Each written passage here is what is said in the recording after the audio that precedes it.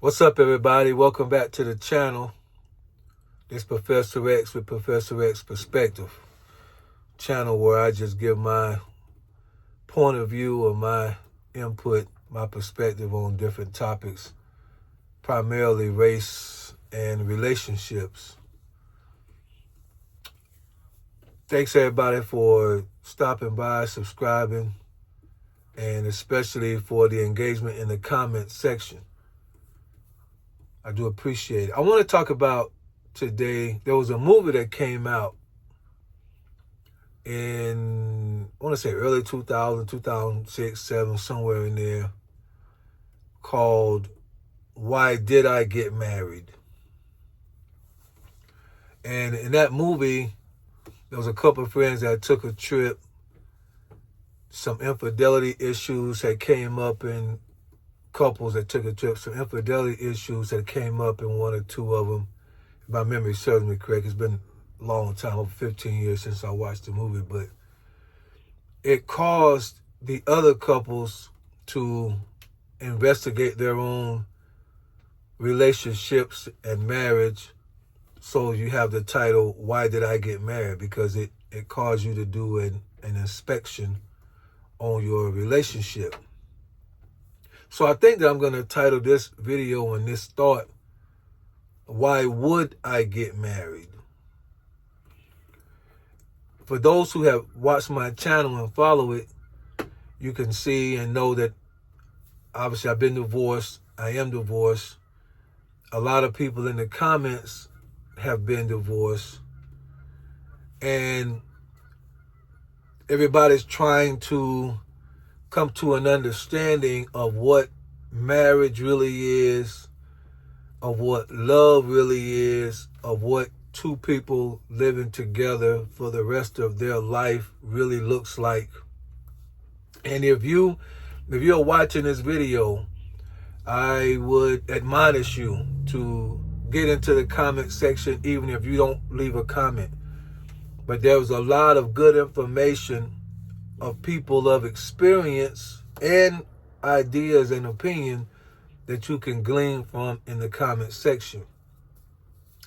But one of the things that comes up a lot, and even the way that I, after having been married and going through a divorce, what I see in my own life, and having a 20-year-old daughter who likes to discuss these things, she and I talks about relationship and marriage quite a bit because, of course, at her age, that she's thinking typical young adult. I want to be married one day, and I can tell from just the look in her eye and that dreamy look, you want this man that you're so in love with, and you're gonna love him. He's gonna love you, and y'all gonna have a family together, and go to work and come home and cook and enjoy one another's company.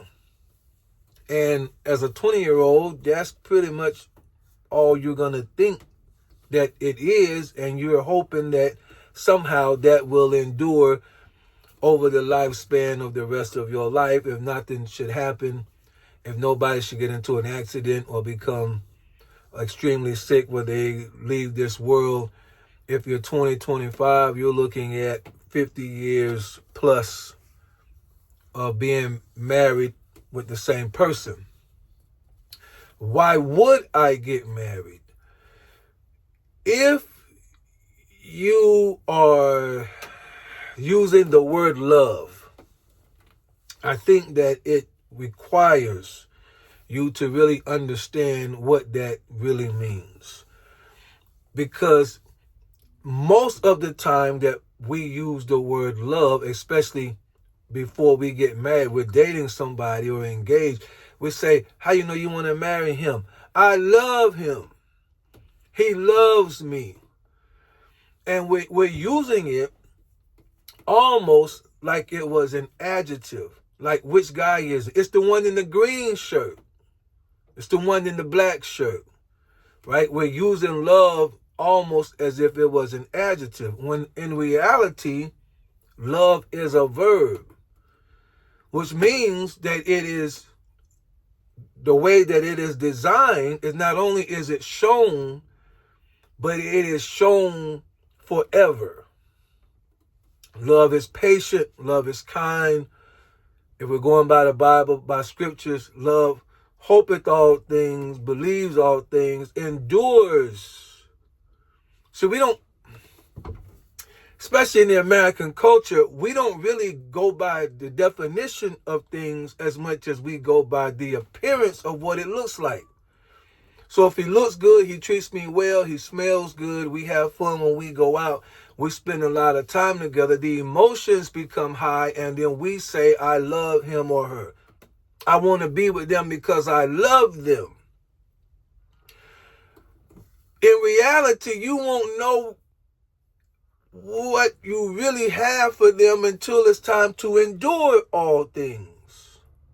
Until it's time to believe all things. Until it's time to hope all things. So I'm really hoping that this video reaches people who are not married yet or thinking about getting married again. Is why would you get married?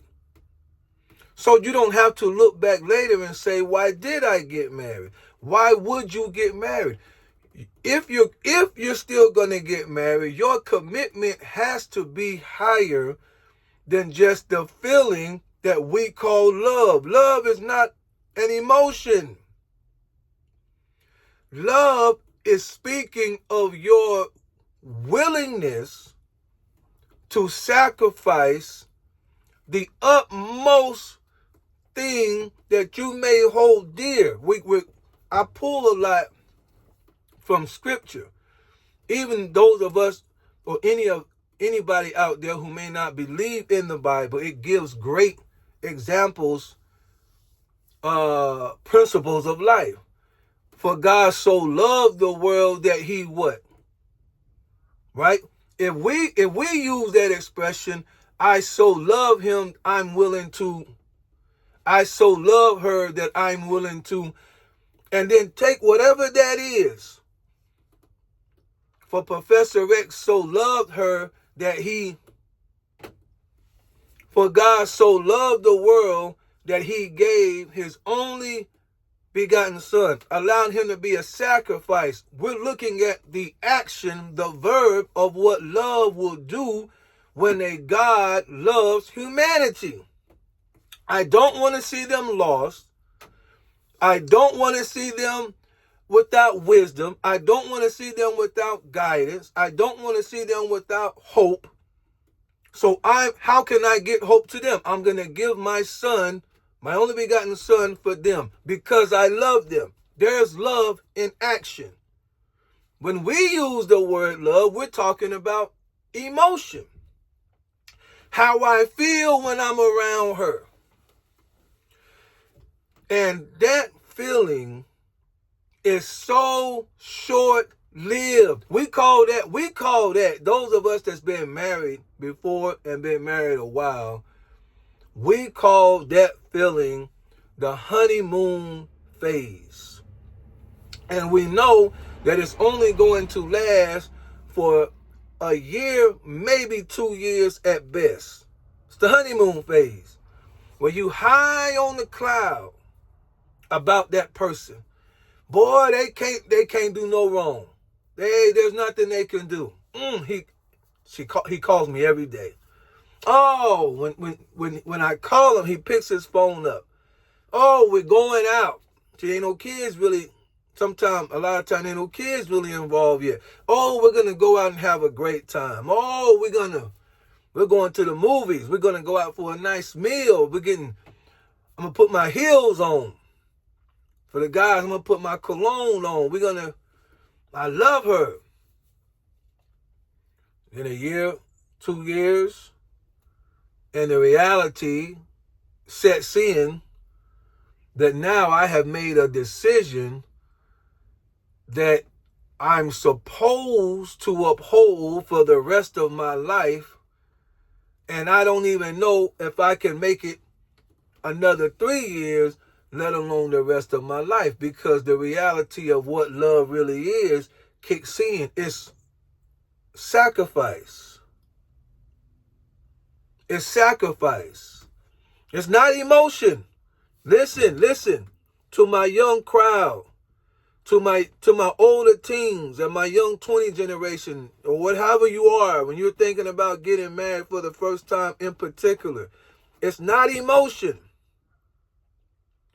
It's a commitment of sacrifice for the rest of your life.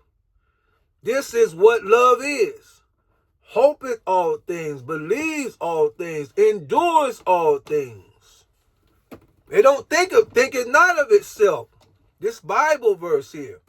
Love don't consider itself, right?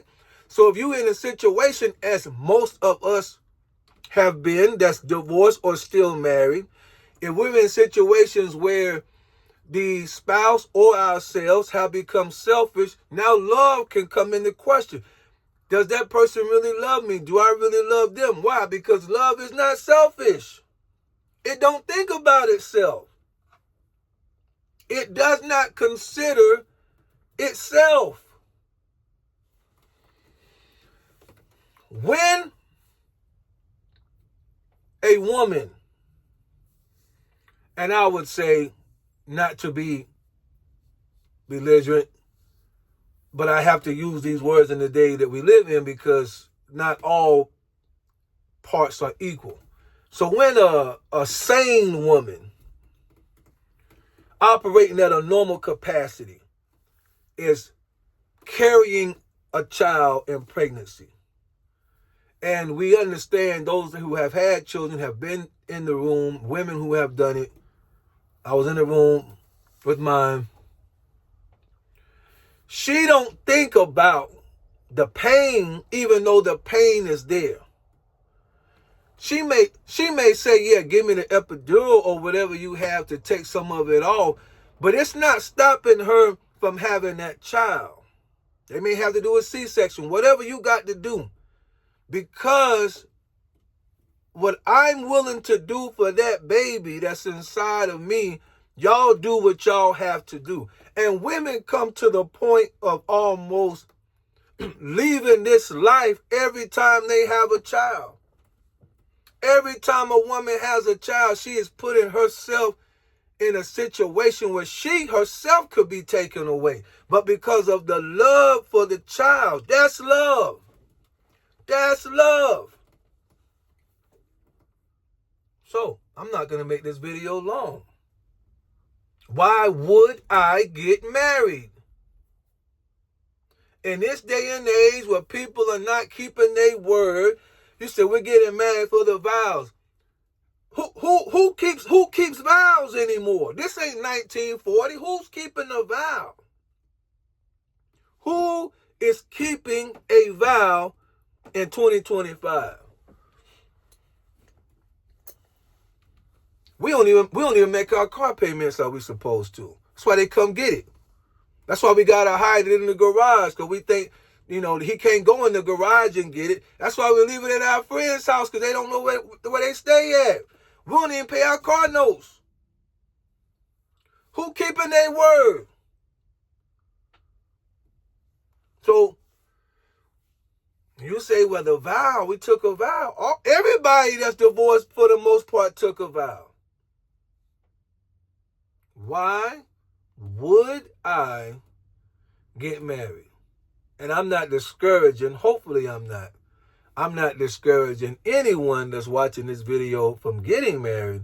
But what I do want to do is shine the light for you to see that if it's just the emotion and the giddiness and the light-headedness of how you feel when you're around that man or that woman, that is not going to last. Most people would tell you, I dated so-and-so for 4 years and we did fine. Soon as we got married, all hell broke loose. Ask around now. Ask around. What it takes to be married to someone day in, day out, is far greater than just dating somebody for 4 years. And I'm still not telling you not to do it. I'm just bringing awareness. Don't be fooled by what you see or the thought that love, as we define it, is enough. It's not an emotion, it's a verb, and it's a verb that endures all things.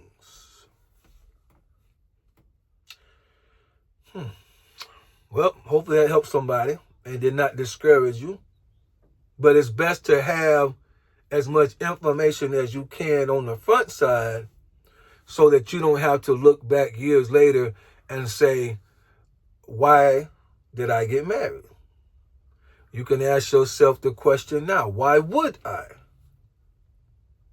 Why would I? At 25, at 30 years old, 35, why would I get married? And it can't be love as we define it. Now, if it's love as it should be defined, sure. Most people don't have that. Most people don't have that kind of love. Endure all things, hopeth all things, thinking not of itself. Nah. At the end of the day, we're human beings and we're going to lean towards being selfish. And the ones who are able to overcome that are the better candidates for being married. If both people are doing the same thing. Because if one's doing it and the other one's not doing it, you just one person just living a miserable life. Which if they sign up for it and their commitment is, I signed up for it, so I'm going to stay in it till I die, that's great. But they're going to die miserable. Get in the comments, y'all. Talk to me. How y'all feel? Why would I get married? This day and age, people don't keep their word. Love doesn't even have definition to it no more. We define it as an emotion. Why would I get married? Y'all be blessed.